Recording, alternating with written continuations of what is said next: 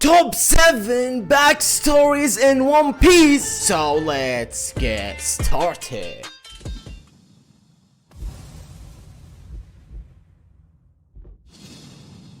So you can get every content uploaded immediately, and let's get quick into the video, come on! And with number 7, Brook's backstory. And I should say no more. When Brook was playing Yo-ho-ho and his friends were actually dying at this moment. With that moment, if you didn't cry, I can assure you that you're not a human being, okay? Because with that moment, I fell in love and I felt the sympathy towards Brook. Oh my god, what a backstory for real. And that's why it's here with the top 7 backstories. And with number 6, Doflamingo's backstory. It's not sad, but explains why the hatred with Doflamingo and why is he actually wanna make this revenge. He literally just wanna kill and kill and kill, and that's it. Because of what his father done when he got down of Marijua and blah blah blah, that story. So that shows you how they treated Doflamingo and his father and his brother. So that shows you how the childhood of Doflamingo affected his adulthood, and that's why he is one of the best villains in One Piece. And with number 5, Sanji's backstory. And I literally don't have to explain with what happened with his father, Judgy. I hate his father and the way he was treating them like machines, like robots. He was just trying to make an experiment out of his sons and daughter.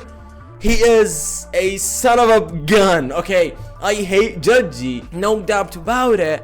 And that's why Sanji's backstory is one of the saddest backstories and one of the best backstories in One Piece, of course. And that backstory helped us a lot to learn Sanji's character and about the Germa and everything related to the Vinsmoke family. And why was on that poster, why was it written only alive?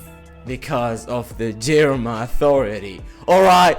And with number 4, Low's backstory. Legendary backstory, absolute perfection with how our sensei wrote this backstory with the relationship of Low and Corazon and how is it related to the Don Quixote family, and with the way he made the connection all the way to Dressrosa. That was an extreme perfection. I mean, that was the backstory where we met Corazon, so we shouldn't say less than it's a legendary backstory. And it was really one of the saddest and one of the best backstories in One Piece. And of course with the Opi Opi no Mi and the relationship between Sengoku and Corazon and everything related to Doflamingo, of course. And we got back to Dressrosa to explain everything, and that's why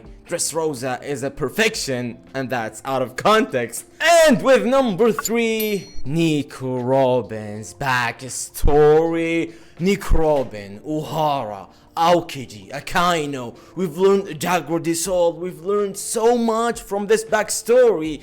We've learned about Professor Clover, and we've learned about Robin's mother, and we've learned about the character of Nico Robin and how did she suffer so much, and we've learned about Jaguar Dissolve and how is he such a great man, how is he such a gentleman when he helped Nico Robin while he actually didn't have to. And of course we've learned the difference between Aokiji and Akaino, and that also helped us so much with going along with the story with Marineford. And after the time skip, when Akaino became the fleet admiral and when Aokiji got out of the Marines. And that's not it, because Uhara was literally everything.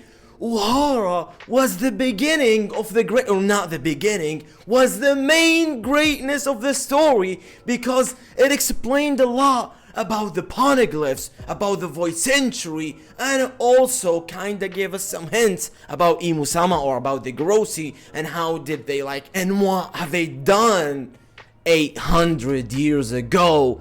And everything was connected together until the very moment of One Piece, until the final saga, and until the end of One Piece. And with number 2, I really wanted to make it in number 1, but number 1 was safe with that.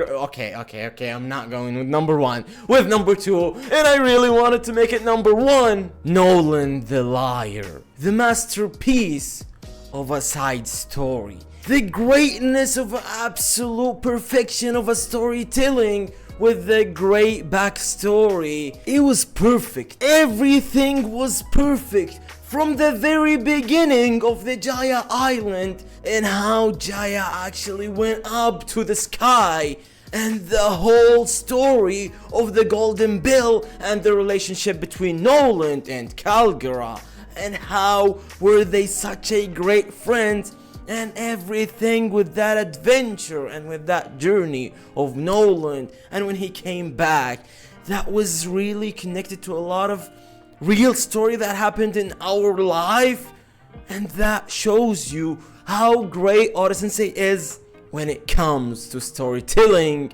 and connecting everything together. And that's why Skype is actually one of my favorite arcs in One Piece. It was actually my favorite arc in One Piece after Wano came. Before Wano, because Wano is now my favorite. So that was number 2, and with number 1, I feel like you'll guess number 1, right? I mean, it's obvious, isn't it? It was the only thing that I haven't mentioned in this video, and it is Oden's backstory.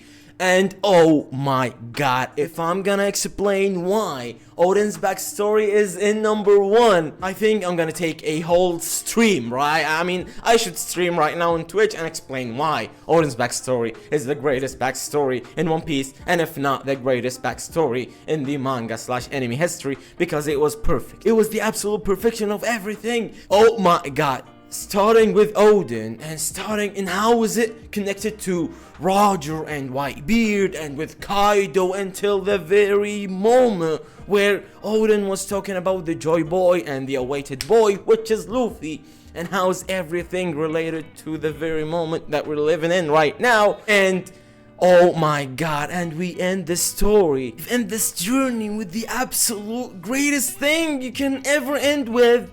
We start with Whitebeard, and how Oden was actually so willing to go outside of Wano. He just wants to be free. The perspective of freedom in One Piece really means a lot. Being a pirate kinda means being free, because that's how, in our history, 3 centuries ago, why a lot of people were actually pirates, because they were searching for freedom. And that's what pirates actually means. And Oden wanted to be a pirate because of that reason. He wanted to be free. And this actually can get us to the present time, where we can see Luffy wants to be a free man, and he actually mentioned it in Dressrosa, after the ending of Dressrosa, when the Grunt Fleet were telling them that we want to sail with you and everything, and he was saying, I don't want to be like a leader or a captain for like a 5,000 people. I just want to be a free man, and that's it.